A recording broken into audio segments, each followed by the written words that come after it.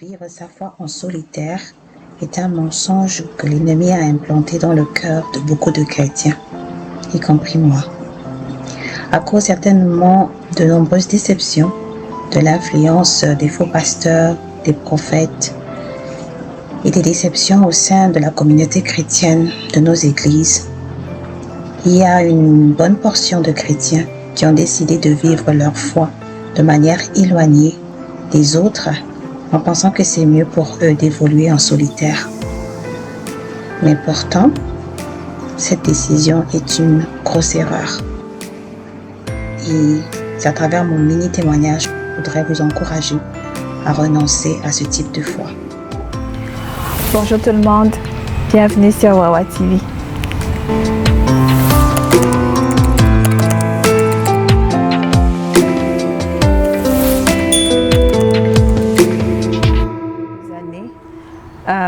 L'arrivée de la Covid nous a obligés à rester enfermés chez nous.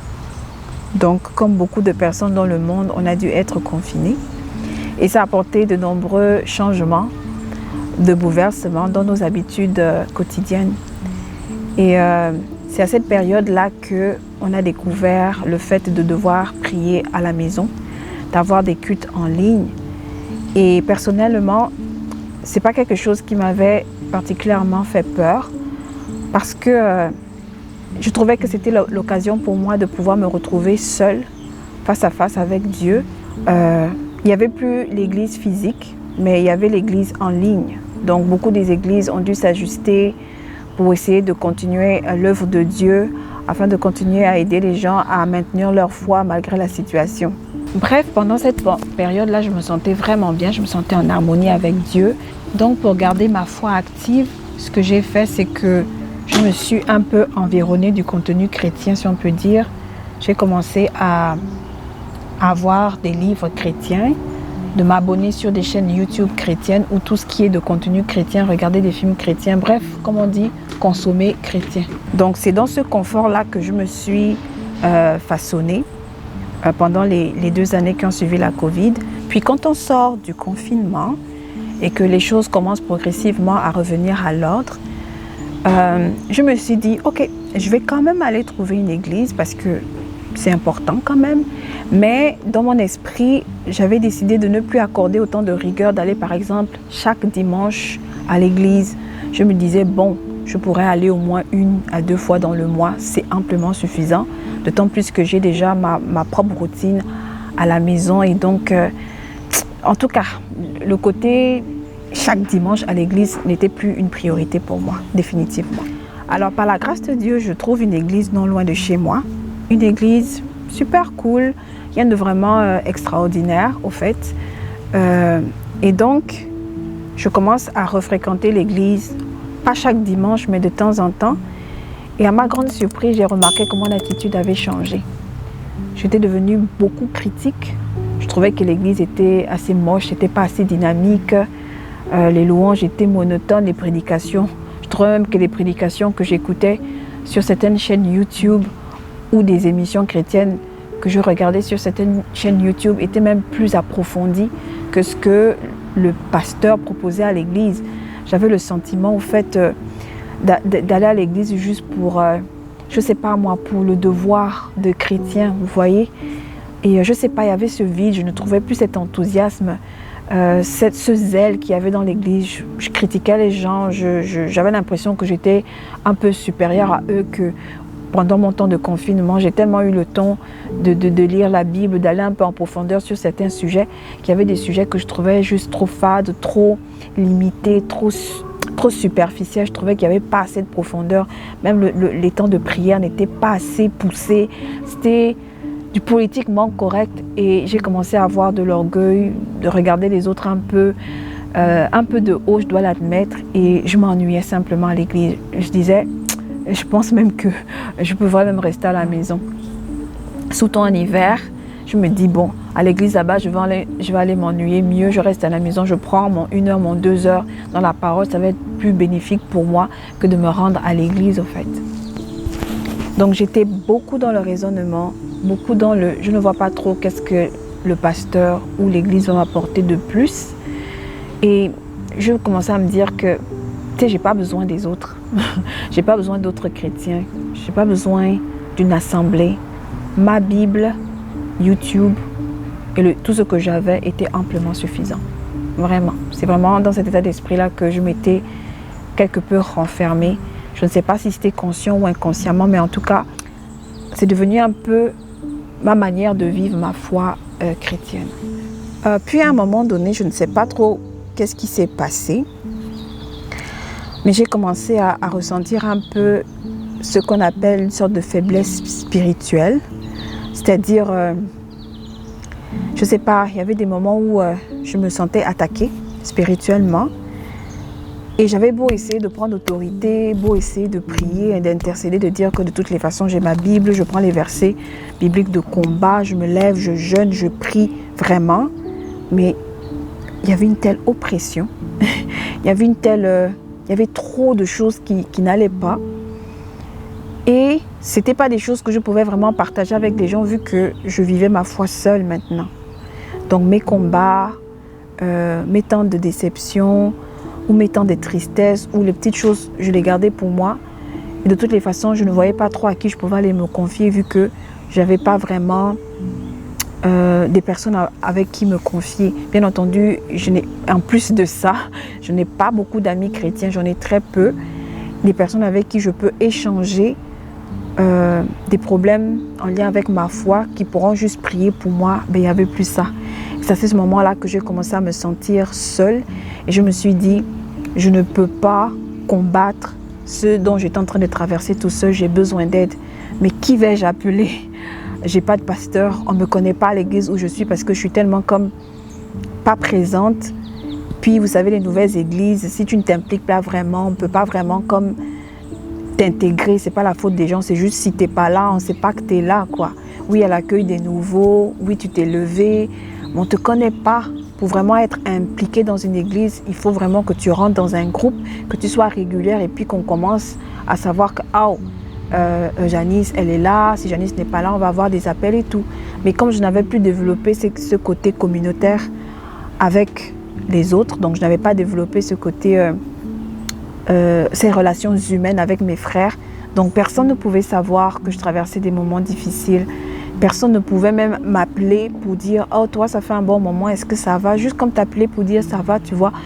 Mais c'est pas que les gens ne voulaient pas, mais c'est juste que je n'avais plus de lien ni de connexion avec ces personnes-là, les personnes de ma communauté chrétienne. Et donc, les gens ne pouvaient juste pas être au courant que j'étais dans une phase qui était difficile et que j'avais besoin d'aide. Donc, j'essaye la prière toute seule. J'essaye de faire le jeûne toute seule. J'essaie d'utiliser les mots de la Bible pour combattre l'oppression. À un moment donné, ça se calme, mais ça revient.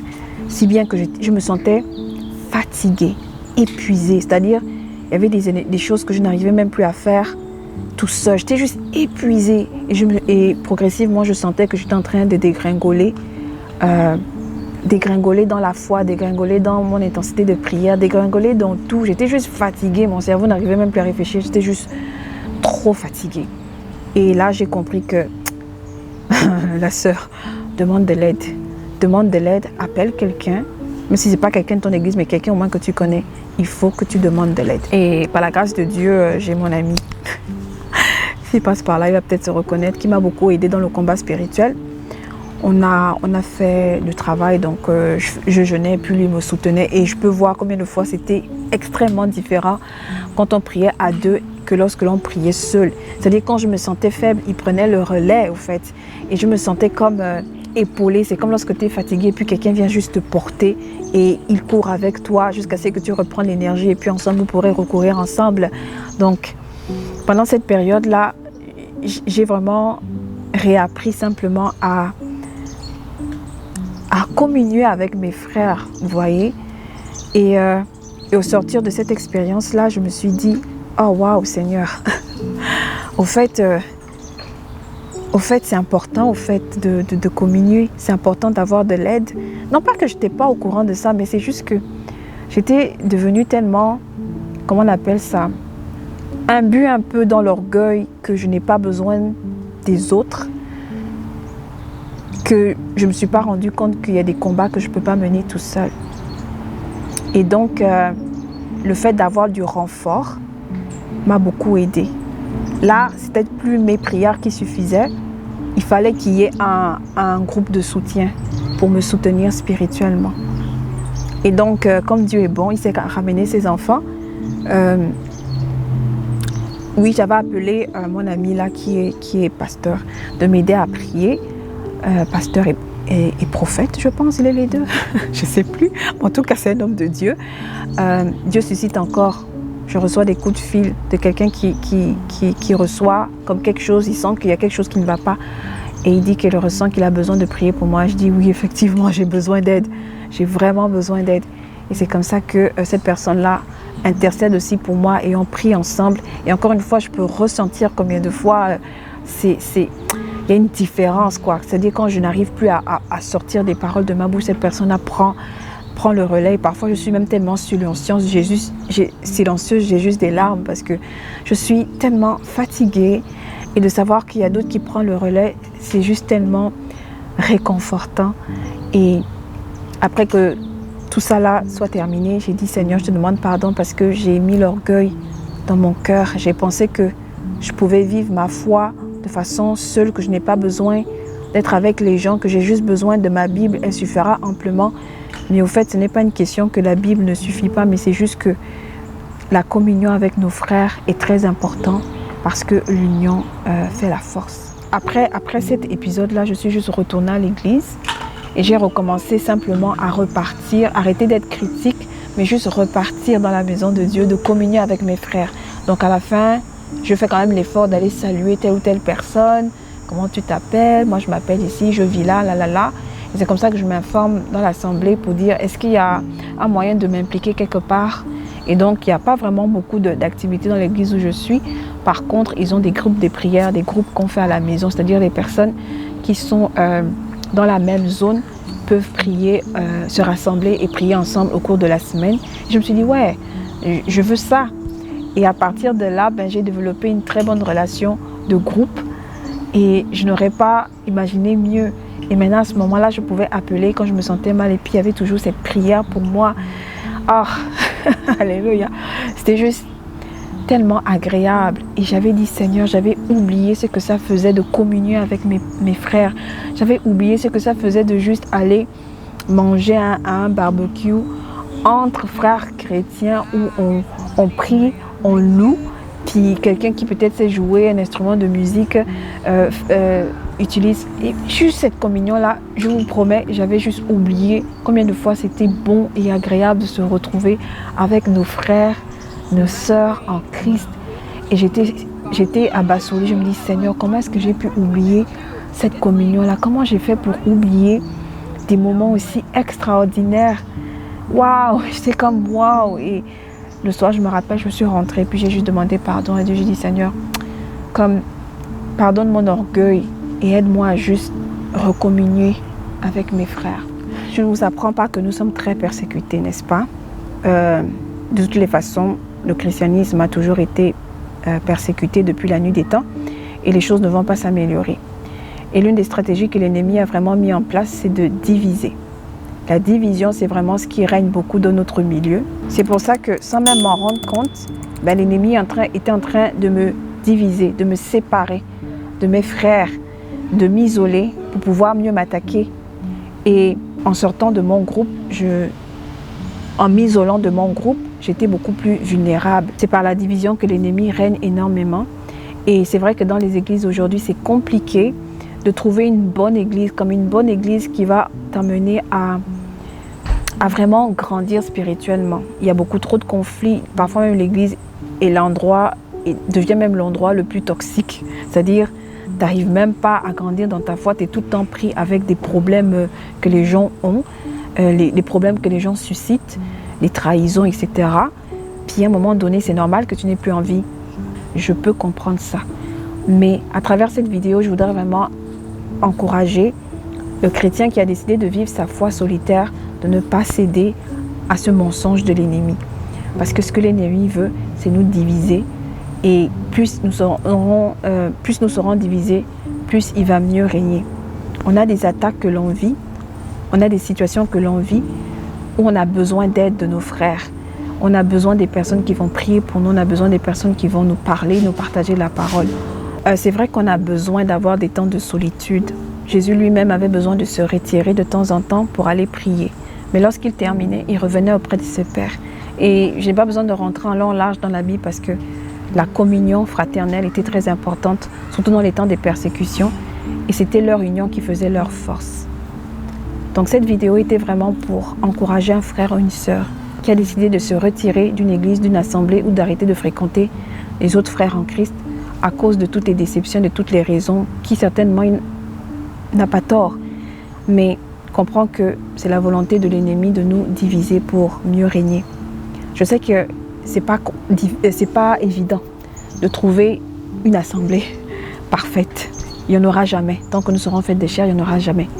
Mais si tu t'isoles, comment vas-tu développer les fruits de l'esprit, la patience, l'amour, tout ce que l'Esprit de Dieu nous demande de faire?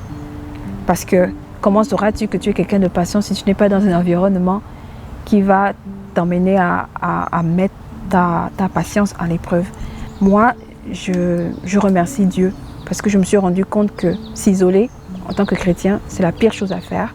C'est un mensonge de l'ennemi et il faut sortir un peu de l'aspect, toujours être en train de critiquer, mais de prier pour nos frères et nos sœurs qui sont dans les dérives, de démontrer beaucoup plus d'amour, de compassion. Je sais, c'est facile à dire et tout, je viens là, mais je sais combien de fois c'est difficile, mais c'est en faisant cela que nous allons envoyer les charbons ardents à l'ennemi. Plus que jamais, on a besoin d'être unis. Et cette vidéo, c'est vraiment pour encourager, encore une fois, le frère ou la sœur qui a décidé de s'isoler, de vivre sa foi seule, pour te dire, une foi solitaire, ce n'est pas une foi, ce n'est pas avantageux. Trouve une communauté et partage l'évangile autour de toi. C'est vraiment à travers cette expérience-là que j'ai compris combien de fois il est important de communier avec nos frères. Et ce n'est même pas une question de juste parce qu'on est chrétien. Dans la vie même normale, on est toujours mieux lorsqu'on est accompagné. Et j'ai beaucoup appris pendant cette période-là. Et je continue à prier pour que Dieu m'aide à réapprendre à apprécier la vie en communauté, surtout avec mes frères chrétiens, et d'être patient envers les gens comme les gens le sont aussi avec moi. Voilà, c'est ce que je voulais partager avec vous aujourd'hui. Merci d'avoir pris le temps de m'écouter et je suis très contente d'avoir fait cette vidéo parce que, oh mon Dieu, je ne pouvais plus dormir. C'est comme s'il fallait que je la libère. Merci en tout cas d'avoir pris le temps de m'écouter. J'espère que cette vidéo pourra encourager plus d'un frère, plus d'une sœur à revenir dans la communion avec nos frères. Oui, ce n'est pas facile, mais voilà. On n'a jamais dit que ça allait être facile, n'est-ce pas? Amen. Voilà, quant à moi, j'ai terminé. D'ici là que la prochaine vidéo ne sorte, n'oublie pas de faire de l'Éternel tes délices et il accordera ce que ton cœur désire. À plus tard.